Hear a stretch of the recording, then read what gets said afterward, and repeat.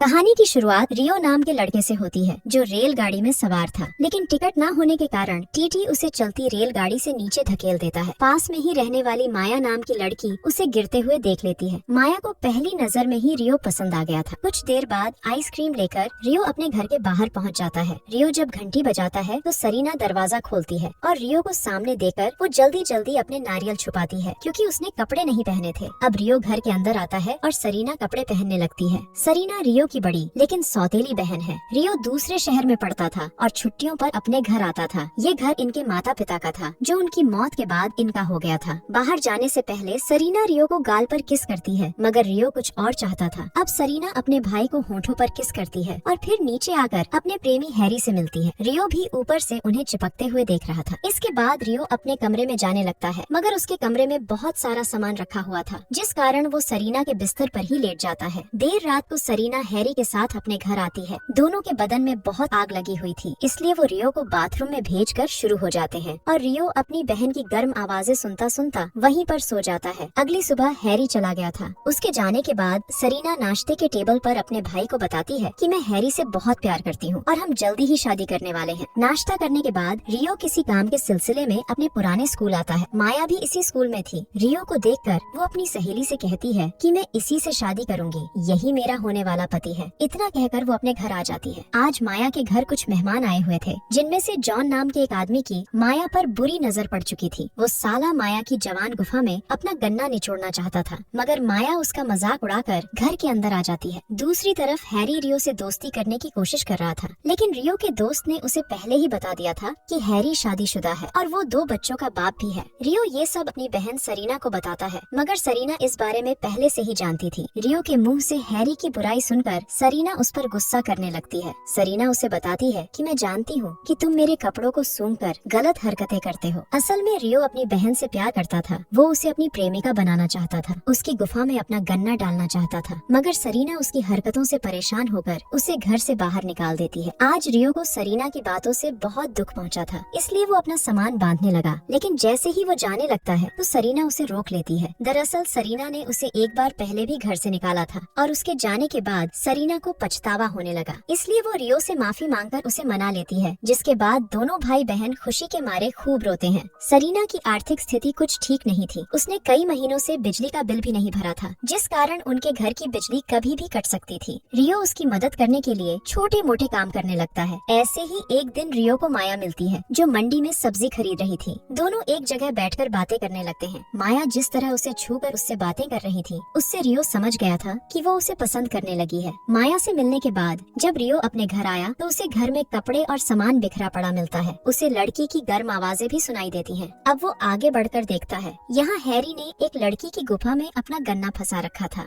Harry ने रियो को नहीं देखा था, लेकिन लड़की उसे देख लेती है। रियो जल्दी जल्दी भागकर घर का दरवाजा बाहर से बंद कर देता है, ताकि सरीना को साले हैरी की हरकत दिखा सके। हैरी अपनी पैंट पहनते हुए उससे बात करने की कोशिश कर रहा था, जबकि रियो बाहर बैठा सभी को बता रहा था कि हैरी ने क्या किया है। इतने में सरीना भी अपने काम से लौट आई। हैरी उसे समझाने की कोशिश करता है, लेकिन सरीना उससे रिश्ता तोड़ लेती है और उनका रिश्ता टूटते देख रियो को बहुत खुशी हो रही थी। बिजली का बिल न भरने के कारण उनके घर की बिजली बंद हो गई थी। अगले दिन रियो पैसे कमाने के लिए पैम्पलेट बांट रहा था और माया एक बार फिर उसे देख लेती है। रियो को अलग अलग काम करते देख वो समझ गई थी कि इसे पैसों की सख्त जरूरत है। घर में बिजली न होने के बाद भी दोनों भाई बहन हंस के दिन बिता रहे थे। अगले दिन रियो अपने बॉस से कुछ पैसे उधार लेता है ताकि बिजली का बिल भर सके, लेकिन अभी भी वो पूरे पैसों का इंतजाम नहीं कर पाया था। इसके बाद वो माया से मिलने उसके घर की तरफ जाने लगा, लेकिन गली के बदमाश उसे पकड़कर उसकी धुलाई करने लगे और तभी माया वहाँ आकर उसकी मदद करती है। माया जब उससे वहाँ आने का कारण पूछती है तो वो बता देता है कि मुझे पैसों की जरूरत है, इसलिए मैं यहाँ काम ढूंढने आया था ताकि दिन रात काम कर पैसों का इंतजाम कर सकूं। ये सुनकर माया अपने ही बाप की जेब से पैसे चुरा कर रियो को देती है। रियो उससे कहता है कि मैं ये एहसान हमेशा याद रखूंगा, तुम्हें कभी भी मेरी जरूरत हो तो मैं तुम्हें मना नहीं करूंगा। इतना कहकर वो अपने घर आ गया और सरीना के जूते पॉलिश करने लगा। जल्दी ही सरीना भी काम से घर लौट आई और अपने चमकते जूते देखकर वो बेहद खुश हो गई। इसके बाद वो अपने कमरे का दरवाजा खुला ही छोड़कर कपड़े बदलने लगी, जिसे देखकर रियो की पतलून में कुछ हरकत होने लगी, मगर वो जल्दी जल्दी उठकर दरवाजा बंद कर देता है।